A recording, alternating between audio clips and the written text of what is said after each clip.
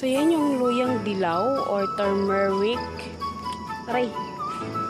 So, yan siya. Mamaya magbubunot tayo ng isa lang dyan.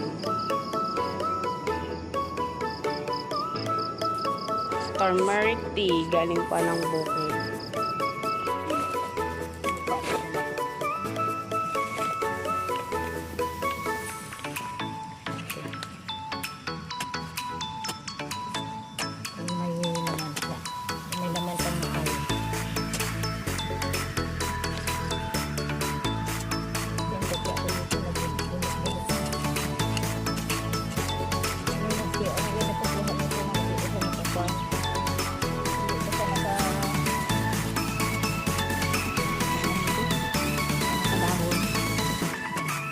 Hindi ko siya nakabahon. Ay, ganun pala yun?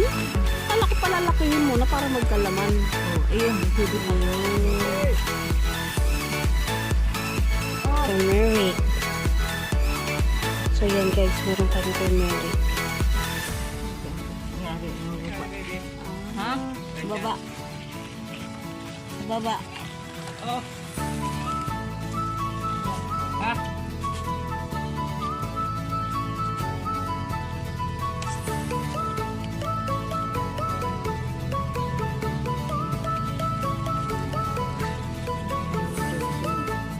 Pwede pa itong tanim? Ito lang, ito? Sige na. Sige yan.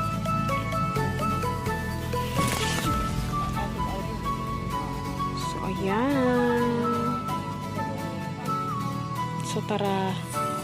At ito'y atin ang iinumin, guys.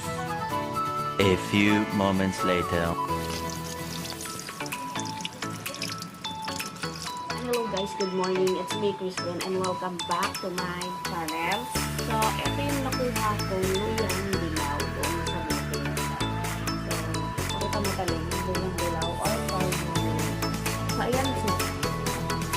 Ayan. At ang gagawin ko is, gagawin ko siyang tea ngayon umaga. So, paano siya gawin tea na fresh na fresh. Yung fresh na fresh na turmeric. Tea. So, hindi pa tayo nag-live guys kasi hindi ko sa ating supply. Ganito lang siya. First, babalatan siya. Alam. So, yung babalatan mo siya. Tatanggalin mo lang yung yan yung turmeric tea na sa bukid ko pa kinuha kahapon. So, ganyan lang yung gagawin mo.